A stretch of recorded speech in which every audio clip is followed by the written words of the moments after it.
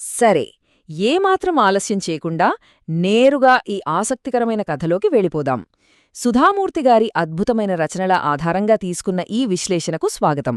ఈరోజు మనం కేవలం ఒక మామూలు కథను మాత్రమే చూడట్లేదు, తరతరాలుగా వస్తున్న కుటుంబ బంధాలకు సంబంధించిన ఒక అందమైన జానపద కథను, అలాగే మన భారతీయ సంస్కృతిలో విడదీయరాని భాగమైన పాన్, అదేనండి మన కిల్లి, దాని వెనుక ఉన్న ఒక గొప్ప భావోద్వేగమైన ప్రతీకను అర్థం చేసుకోబోతున్నాం. కథ మొదటగా ప్రస్తుతం జరుగుతున్న ఒక ఎంతో సంతోషకరమైన దృశ్యంతో స్టార్ట్ అవుతుంది. విష్ణుకాక ఇంట్లో భారీ విందు భోజనం ముగిసింది. ఆ తర్వాత ఆయన తన పాన్ డబ్బాను బయటకు తీశారు. తమలపాకు, వక్క, అలాగే సున్నం, ఈ మూడింటిని ఒక పర్ఫెక్ట్ కొలతలో ఎలా కలుపుతున్నారో అక్కడున్న పిల్లలంతా ఎంతో ఆసక్తిగా గమనిస్తున్నారు. ఆ పాన్ను పెద్దలు ఎంతో ఆస్వాదిస్తూ తినటం, అక్కడ ఉన్న ఆ ప్రకాశవంతమైన వాతావరణం మనకు స్పష్టంగా తెలియజేస్తోంది. కాని ఇక్కడే ఒక ఆసక్తికరమైన మిస్టరీ ఉంది. ఒక్కసారి ఆలోచించండి. తమలపాకు, వక్క, సున్నం, ఈ మూడింటిని విడివిడిగా తింటే వాటి రుచి అస్సలు బాగోదు కదా, అసలు తినలేం కూడా. కాని ఈ మూడింటినీ కలిపితే మాత్రం అదొక అద్భుతమైన రుచిని ఎలా ఇస్తుంది?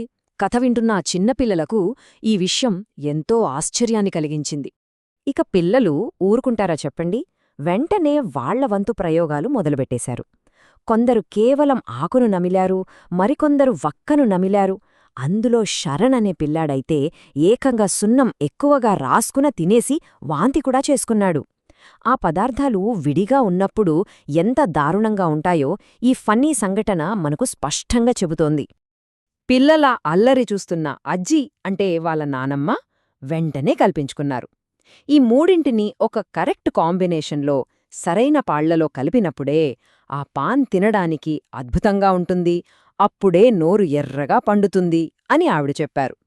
ఈ ఒక్క మాటతో అజ్జి ఆ సందడి వాతావరణం నుంచి ఒక ప్రాచీనమైన మాయాజాలంతో కూడిన జానపద కథలోకి మనల్ని తీసుకువెళ్తారు. ఇప్పుడు అసలీ పాన్ వెనుక ఉన్న కథయేమిటో తెలుసుకుందాం. అనగనగా ఇద్దరు అన్నదమ్ములు ఉండేవారు. వాళ్ల పేర్లు భాను మరియు వీర్. చిన్నప్పుడే వాళ్ల తల్లిదండ్రులు చనిపోవడంతో భాను తన తమ్ముడైన వీర్ను ఎంతో గారాబంగా పెంచాడు. భాను భార్య అయిన భారతి కూడా వీర్ను తన సొంత బిడ్డలాగే చూసుకునేది. ఈ కుటుంబంలో ఉన్న గాఢమైన ప్రేమ మరియు ఒకరిపట్ల ఒకరికున్న విధేయత, ఇవే ఈ కథకు మూలస్తంభాలు. అయితే ఆ ఆనందకరమైన వాతావరణం ఒక్కసారిగా మారిపోయింది. వీర్ సైన్యంలో చేరాలని నిర్ణయించుకుంటాడు. అన్నయ్య, వదిన ఎంత బతిమాలినా వినకుండా యుద్ధానికి వెళ్ళిపోతాడు. యుద్ధం ముగిసింది. అందరూ తిరిగి వచ్చారు, కాని వీర్ మాత్రం రాలేదు. దీంతో ఆ కుటుంబంలో తీవ్రమైన ఆందోళన మొదలైంది. ఈ మొత్తం విషాదానికి ప్రతీకగా అక్కడి వాతావరణమంతా చల్లగా, కాంతివిహీనంగా మారిపోవడాన్ని మనం అర్థం చేసుకోవచ్చు. యుద్ధం నుండి తిరిగి వస్తున్న సైనికులను భాను ఆపి తన తమ్ముడు గురించి అడగడం ఇక్కడ జరుగుతుంది. కాని వారు తెచ్చిన వార్తలు ఎంతో గందరగోళంగా ఉంటాయి. ఒకరు వీర్ చనిపోయాడంటారు, ఇంకొకరు గాయపడ్డాడని చెప్తారు, మరొకరు అనారోగ్యంతో ఉన్నాడని అంటారు. ఆ మాటలు విన్నాక అన్నవదినల గుండెల్లో భయం మరింతగా పెరిగిపోతుంది. తమ్ముడు కోసం భాను, భారతి సుదీర్ఘమైన అన్వేషణ స్టార్ట్ చేశారు. అడవులు, లోయలు దాటుకుంటూ వెళ్లిన వారి ప్రయాణాన్ని మనం స్పష్టంగా ఊహించుకోవచ్చు. చివరికి ఒక దట్టమైన అడవిలో అలసటతో, తీవ్రమైన దుఃఖంతో వారు ప్రాణాలు వదలడం నిజంగా ఎంతో హృదయవిదారకం. సో, ఇక్కడ మనం గమనించాల్సిన ఒక ముఖ్యమైన పాయింట్ ఉంది. అజ్జీ కథను కాసేపు ఆపి అక్కడున్న పిల్లలను ఒక ప్రశ్న అడిగింది. ప్రాణాలు వదిలిన ఆ దంపతులు రెండు మొక్కలుగా మారారని చెబుతూ బలమైన అన్నయ్యను ఏ మొక్క సూచిస్తుంది, సున్నితమైన వదినను ఏ మొక్క సూచిస్తుందో ఊహించగలరా అని అడిగింది. ఇలా అడగడం వల్ల వాళ్ల ఆలోచనను మరింతగా రేగెట్టించినట్లు అయింది. వారు ఎలా మారారో ఒక్కసారి గమనిస్తే మనకు స్పష్టంగా అర్థమవుతోంది. అన్నయ్య భాను ఒక ఎత్తైన, బలమైన పోకచెట్టుగా మారగా, వదిన భారతి ఆ చెట్టును అల్లుకునే సున్నితమైన తమలపాకు తీగగా మారింది. మరణం తర్వాత కూడా వారు ఒకరినొకరు అల్లుకుని ఎప్పటికీ వీడనే తోడుగా ఉండటం వారి అవినాభావ సంబంధాన్ని ఎంతో గొప్పగా తెలియజేస్తోంది. ఇప్పుడు ఒక అద్భుతమైన మార్పు చోటు చేసుకుంది. వాతావరణం కూడా మృదుగా, వెచ్చగా మారింది. ఇది ఆ అన్నదమ్ముల మధ్య ఉన్న అనురాగానికి ప్రతీక. నిజానికి వీర్ చనిపోలేదు. అతను గాయాల నుండి కోలుకుని తిరిగి తన ఇంటికి వెళ్లాడు. అక్కడ ఇల్లు తాళం వేసి ఉండటం చూసి తన కుటుంబం తన కోసం వెతుక్కుంటూ వెళ్ళిందని తెలుసుకుంటాడు. అలా వారి ఆచూకీ వెతుక్కుంటూ ఆ అడవికి చేరుకున్నాడు. ఆ అడవిలో ఒక చిన్న గుడి దగ్గరకు వీర్ చేరుకున్నాడు.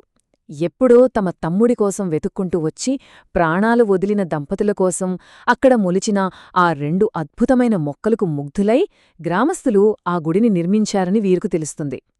ఆ దంపతులు మరెవరో కాదు, తన అన్నయ్య, వదినే అని తెలుసుకున్న ఆ క్షణం ఎంతో విషాదకరం. ఆ వార్త విన్న వీర్ గుండె ముక్కలైంది. ఇక్కడ మళ్లీ అజ్జి పిల్లలను ఒక ప్రశ్న అడిగింది. తన అన్నయ్య, వదిన ఇక లేరని తెలిసిన వీర్ వారితో శాశ్వతంగా ఎలా కలిసిపోయాడో ఏమైనా ఊహించవచ్చా అని. పాన్ తయారు చేయడానికి కావలసిన ఆ 3వ ఫైనల్ ఇంగ్రీడియంట్ ఏమిటో ఆలోచిస్తే దీనికి సమాధానం దొరికేస్తుంది కదా. అవును, ఆ దుఃఖాన్ని తట్టుకోలేక వీర్ ఒక సున్నపు రాయి విగ్రహంగా మారిపోయాడు. ఆ విగ్రహం నుండే మనం పాన్లో ఉపయోగించే సున్నం వస్తుంది. అలా ఆ 3 కుటుంబ సభ్యులు మరణం తర్వాత కూడా ఒకే చోట ఆ అడవిలోని గుడి దగ్గర శాశ్వతంగా కలిసిపోయారు. మరియు ఇది ఆ కాన్సెప్ట్ని ఎంత అద్భుతంగా వివరిస్తుందో కదా. వీరిని పోల్చి చూస్తే ఎత్తైన పోకచెట్టు అన్నయ్య భాను, దాన్నే అల్లుకునే తమలపాకు తీగ వదిన భారతి, సున్నపురాయి విగ్రహం తమ్ముడు వీర్. ఈ 3 కలిసి ఎలాగైతే ఒక సంపూర్ణమైన కుటుంబాన్ని ఏర్పరిచారో అలాగే ఈ 3 పదార్థాలు కలిస్తేనే ఒక పరిపూర్ణమైన పాన్ తయారవుతుందని మనకు క్లియర్గా అర్థమవుతోంది. ఈ జానపద కథ పిల్లలకు కేవలం ఒక స్టోరీని మాత్రమే కాదు, ఒక అద్భుతమైన నీతిని కూడా బోధిస్తుంది. ఒక కుటుంబం విడివిడిగా ఉంటే బలముండదు. అదే ఐకమత్యంగా, ప్రేమగా, ఒకరి పట్ల ఒకరు విధేయతతో ఉంటే ఆ బంధం పానిచ్చిన అద్భుతమైన రంగులా, రుచిలా పర్ఫెక్ట్గా ఉంటుంది. ఇదే ఈ కథలోని అసలైన పాఠం. ఈ కథ విన్న పిల్లలే కాదు, పక్కనే ఉన్న శరణ్ వాళ్ల అమ్మ కూడా ఎంతో ఆశ్చర్యపోయింది. రోజూ చూసే పాన్ వెనుక ఇంత లోతైన సాంస్కృతిక మరియు చారిత్రక నేపథ్యముందని అప్పటిదాకా పెద్దలకు కూడా తెలీదు. ప్రాచీన కాలంలో రాజుల ఆస్థానాలలో మొదలైన ఈ అలవాటు కాలక్రమేణా ప్రతి భారతీయ ఇంట్లో ఆతిథ్యానికి, ఐకమత్యానికి ప్రతీకగా ఎలా మారిందో ఈ కథ ద్వారా మనకు తెలుస్తోంది. కథ పూర్తయిన వెంటనే అజ్జి తనదైన స్టైల్లో నవ్విస్తూ ఒక ప్రాక్టికల్ సలహా ఇచ్చింది.